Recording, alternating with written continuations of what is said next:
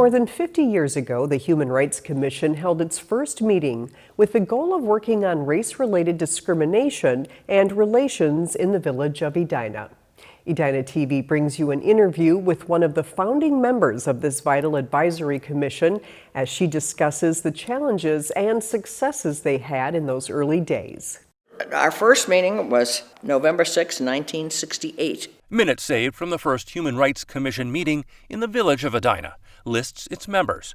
6 appointed by the City Council and 6 appointed by the school board. Mary Lou Carpenter was the acting secretary. The then mayor said he didn't know why we had to have a commission because there weren't any minorities in the city, and so why would we need a commission?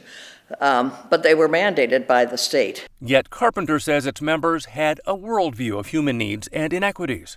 One of the Commission's first large projects was to designate a week in October as Human Relations Week. Hundreds of people were involved in it, and it had such a feeling of unity. In 1970, Human Relations Week included programs at every local church and created more than 50 workshops for students at area schools. Some people were timid and thought if it's not broken, why do we fix it?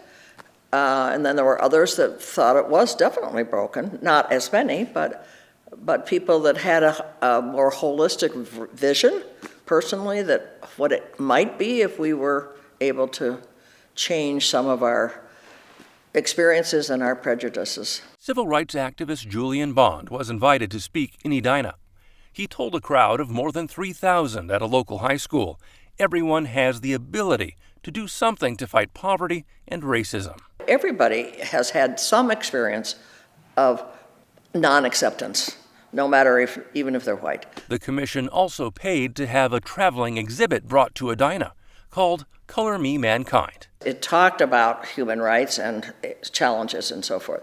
And then we built a program around that display which touched pretty much every corner of this community, which I thought was very exciting. Carpenter says change didn't feel imminent in 1970, but it does today. I think enough of the hopeful, optimistic, we can make it better people. I hope there are enough of them that we can somehow break down the violence and the resistance and make some changes that will be somewhat satisfactory to some of the people. You're never going to please everybody. And even though it was challenging to be the first group doing this work, Carpenter considers her time with the Human Rights Commission to have been worthwhile. It gives me hope because I can see what a small group of committed people can do. It didn't solve any problems, but it woke some of us up. I'm Dan Carpenter for Edina TV.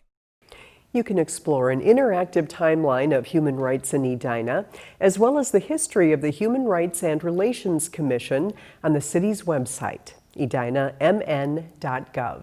The Commission's page can be found under the Government tab.